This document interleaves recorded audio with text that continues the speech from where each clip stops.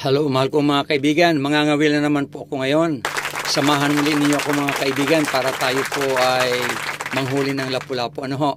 Salamat po. Dito na po ako sa lugar na pangangawilan. Tingnan niyo po. Ayan o. Ayan. May eroplanong dumaan kaya maingay. So yan po. Okay. Yan po ang lugar na ating pangangawilan. Subaybayan po ninyo. Hindi naman ako magtatagal, mga 1 oras lang po ako ay uuwi na kasi hindi pa ako naagahan. Ayan, nakahuli na naman po ako ng lapu-lapu. Ayan, ang laki. Praise God. Woohoo!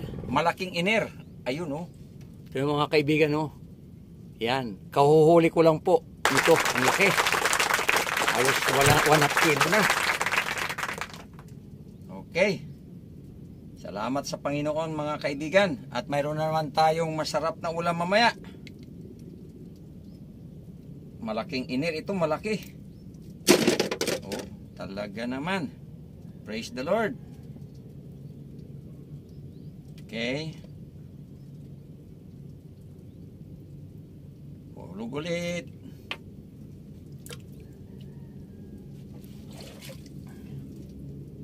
Kaibigan, dito lang tayo nangangawil sa tabi. So mga kaibigan, pauwi na po ako. Tapos na po ako mangawil. Kumaya na lang, ipakita ko sa inyo ang aking nahuli. Bye bye. So mga kaibigan, dumating na po ako dito sa bahay. At galing na po ako sa pangangawil. Panoorin po ninyo ang aking nahuli. Mga kaibigan, ito na po ang mga nahuli kong lapu-lapu.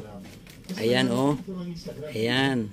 Karating ko lang po, sandali lang naman ako doon sa laot sapagkat hindi pa ako naagahan. Buhay pa ito. Yan o, humihinga pa. Ito, buhay pa rin itong iner na lapu-lapu. Yan o. Yan. Humihinga pa. Okay? So, ito po ang ulam namin ngayong tanghali. Isisigang namin ito at ang iba'y ipipirito para mayroon kaming ulam ngayong tanghali. So, mahal kong mga kaibigan, salamat pala sa patuloy niyong panunood. Kahit minsan-minsan lang ako nakakapangawil kasi marami rin akong ginagawa. Pero salamat talaga sa inyong panunood at pagsuporta kay Pastor Faegaw.